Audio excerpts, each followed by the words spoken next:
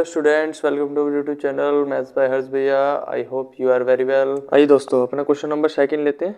देखो, हमारा question number second क्या है। ये हमारे पास इक्वेशन लिख रही है, हमें इसके एक्स की वैल्यू निकालनी है। ठीक है, ये हमारे पास क्वेश्चन बोर्ड में बहुत पूछे जाते हैं कि आप सोल्व करके बताइए इस इक्वेशन की, इस इक्वेशन को पूरी को सोल्व करें और एक्स की वैल्यू फाइंड आउट करें। ठीक है, और एक्स की वैल्यू जो है वो -3 और -3/2 नहीं आनी चाहिए। ठीक है, आइए इसे सोल्व करते हैं। देखिए, सबसे पहले हमें डिजिट का एलसीएम निकालना आना चाहिए। सबसे पहले हम इसका भी क्या निकालेंगे, एलसीएम निकालेंगे। ठीक, ये हमारे पास डिजिट लिख रही है 2x प्लस में 3 प्लस में 3x plus 9 bye 3x minus 3 into में 2x plus 3 is equal to 0। ठीक, ये हमारे पास टर्म है। अब इसका एलसीएम निकालना है। देखिए एलसीएम कैसा आएगा, ये हमारे पास क्या है x-3, यहाँ पे क्या है 2x प्लस 3 और यहाँ पे क्या है x-3 और 2x प्लस 3 एक साथ है।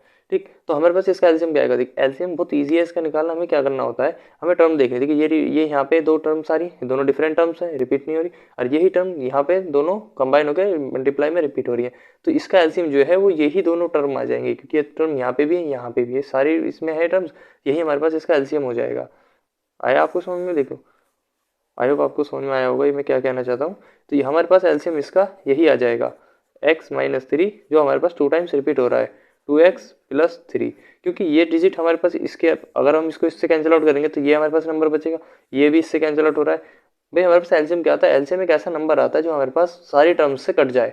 ये सारी टर्म्स से कट रहा है, तो ये वह बड़ा से बड़ा एलसीएम है जो इस सारी टर्म से कट सकता है, ये इसका एलसीएम है। तो देखिए अब ये चीज़ इससे अगर हम कैंसिल आउट करेंगे तो हमारे पास ये नंबर बचेगा, तो ये हमारे पास इससे मल्टीप्लाई हो जाएगा, तो 2x मल्टीप्लाई में बचेगा हमारे पास 2x प्लस में 3। अब देखिए ये टर्म हमारे पास यहाँ है, यहाँ पे है, तो ये इससे कैंसिल आउट हो जाएगा, बचेगा क्या x-3। तो जो टर्म हमारे पास नहीं होती यहाँ पे अपॉन में डिनोमिनेटर में, उस वाले टर्म को हम यहाँ पे न्यूमिनेटर में लिख देते हैं। ठीक है, तो हमारे पास क्या आ जाएगा x-3 प्लस में ये हमारे पास दोनों टर्म्स, तो ये दोनों कैंसिल आउट हो जाएगा, तो यहाँ पे क्या आएगा हमारे पास 3x प्लस में 9 ही आएगा।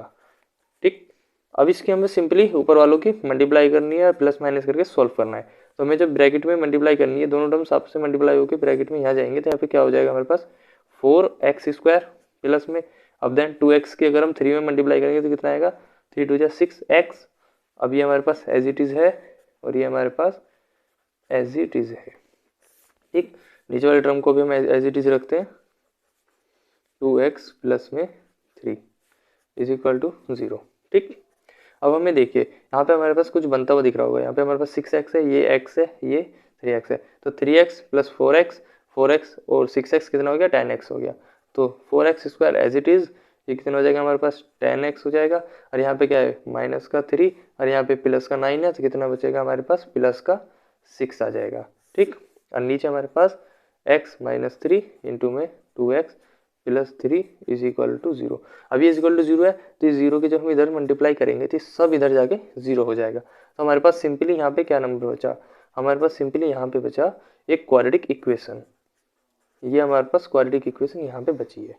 ठीक, आई होप आपको यहाँ तक क्वेश्चन में कुछ भी डाउट नहीं बचा होगा। मैंने ऐसी कोई भी इसमें लाइन नहीं छोड़ी जो आपको समझ में नहीं आ रही हो।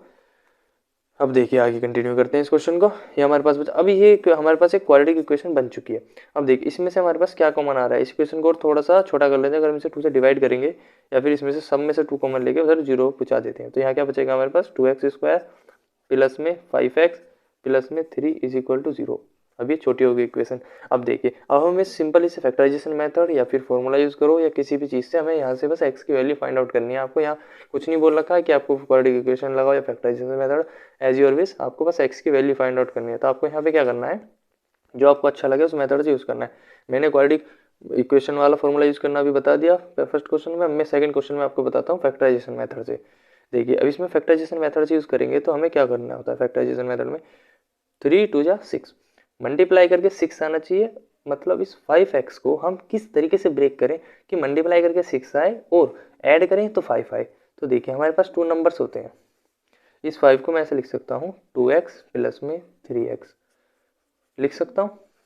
देखिए कैसे, 2x प्लस 3x इसलिए लिखा मैंने, अगर हम इन दोनों को मैं ऐड करूँगा तो 5x आ रहा है, इन दोनों को मल्टीप्लाई करूँगा तो हमारे पास 3 2 6 आ रहा है। तो ये हमारे पास नंबर बन चुका है। ठीक, अब हमें क्या करना है, बस अब इनको ब्रेक कर लेना है, इनमें से कॉमन निकाल लेना है। तो हमारे पास देखिए इन वाली टर्म्स में से क्या कॉमन आ रहा है, यहाँ से हमारे पास 2b और x भी कॉमन आ रहा है, तो यहाँ पर हमारे पास क्या बचेगा, खाली x बचेगा, और ये टर्म सारी कॉमन ले ली तो यहाँ प्लस का 1 बचेगा। अब इस वाली टर्म में से क्या कॉमन आ रहा है, यहाँ से हमारे पास 3 कॉमन आ रहा है, तो हमारे पास यहाँ से 3 आ गया और यहाँ पे 3 कॉमन आ गया, तो यहाँ प्लस का 1 बचा। ठीक, यहाँ तक आपको कोई क्वेश्चन में डाउट नहीं होगा। अब हमें क्या करना है, ये जो सेम वाली चीज़ें उन्हें सेपरेट करने हैं, जैसे x+1 दोनों में, तो दोनों में से कॉमन लेना है x+1, तो दोनों में से जब x+1 को कॉमन लेंगे तो यहाँ क्या बचेगा 2x+3, एक साइड हो गया, और ये क्या बचा हमारे पास x+1। ठीक, अब हमें क्या करना है, कंपेयर कराना है इस वाली टर्म को और एक बार इस वाली टर्म को, दोनों को 0 के साथ एक बार हमें कंपेयर करा लेना और यहाँ से x की वैल्यू फाइंड आउट हो जाएगी। तो एक बार इसको हमने 0 के इक्वल रखा और यहाँ पे हमने +1 को 0 के इक्वल रखा, तो यहाँ से हमारे पास सीधी वैल्यू आ गई x की -1। ठीक, यहाँ से तो हमारे पास डायरेक्ट आ गया -1 प्लस इधर गया -1 हो गया। अब यहाँ पे हमारे पास देखना कैसे हो जाएगा, ये हमारे पास इधर 3 इधर आएगा तो -3 हो जाएगा, और ये हमारे पास क्या है 2 मल्टीप्लाई में है इसके x के, तो कितना हो जाएगा -3/2। तो हमारे पास एक रूट आया -3/2, एक रूट आया हमारे पास -1। इसी इसके पास x की वैल्यू निकालनी थी, ये दोनों इसके x की वैल्यूज हो गई। और यहाँ पे हमारे पास बोल रहा है कि x की वैल्यू -3/2 नहीं होनी चाहिए और 3 नहीं होनी चाहिए, तो ये हमारे पास x की वैल्यू नहीं होगी, तो इसका मतलब -1 इसका आंसर आ गया। आई होप आपको क्वेश्चन समझ में आ चुका होगा। ये हमें क्वेश्चन में गिवन था कि -3/2 इसकी वैल्यू नहीं होनी चाहिए, ये आपको समझ में आया होगा ये हमने वैल्यू क्यों सेटिस्फाई नहीं करवाई, इसलिए हमने बोल दिया ये वाली वैल्यू नहीं होगी और ये हो जाएगी, तो ये एग्जिस्ट कर रही है, इसका मतलब ये x की आंसर है। इसका स्क्रीनशॉट लीजिए।